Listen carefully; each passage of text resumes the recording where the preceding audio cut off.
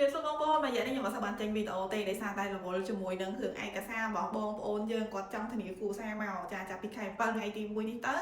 គឺចាច្បាប់មានការប្រែប្រួលដូចខ្ញុំបាននិយាយពីវីដេអូមុនអញ្ចឹងចាអញ្ចឹងខ្ញុំអត់សូវបានចេញវីដេអូថ្ងៃនេះខ្ញុំចង់សួរបងប្អូនយើងថាចេះតើបងប្អូនកំពុងតែមើល page Visa Talk Cambodia ចាតាម Facebook page ក៏ដូចជា TikTok រាល់ថ្ងៃនេះមានបងប្អូនយើងធ្វើការខាងនេសាទដែរអត់ចានេសាទដែលកាន់ Visa E9 ក៏ដូចជា E10 ពួកបងប្អូនដែលធ្វើការផ្នែកខាងនេសាទក៏ដូចជាកសិកម្មទោះបើកន្លែងការងារចាថាកែគាត់មិនបានរាយការណ៍ពន្ធតាក់ទងជាមួយនឹងប្រាក់ខែរបស់យើងបានន័យថាយើងអត់មានជាមួយនឹងសូទឺគឺមិនជាមៀងសដើម្បី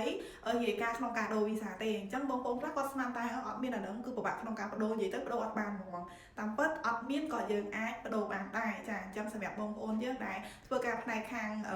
កសិកម្មថាកែអត់បានរាយការណ៍ពន្ធក៏ដូចជាបងប្អូនដែលធ្វើការខាងនេសាទថាកែអត់បានរាយការណ៍ពន្ធចាខាងមេធាវីយើងគឺរៀបចំផ្លាស់ប្ដូរ Visa ជូនបងប្អូនដោយរលូនអត់មានចន្លោះណាដែលអាចធ្វើទៅបានទេចាចំណុចកន្លែងហ្នឹងបងប្អូនអាចតាក់ទងមកប៉ុន្តែ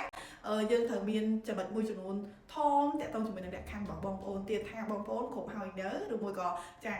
កន្លែងការងាររបស់បងប្អូនគ្រប់នៅក្នុងការ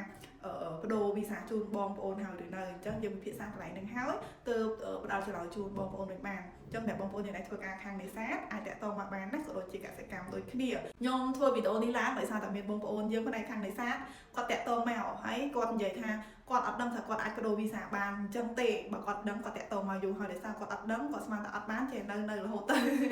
ចាឥឡូវនៅឡើងជិត4ឆ្នាំជិតដាច់អាណត្តិទី2ទៀតហើយអញ្ចឹងសម្រាប់បងប្អូនយើងដែលធ្វើការខាងនេសាទចាកុំភ្លេចតាក់ទងមកណាខ្ញុំប្រឹក្សាជូនចា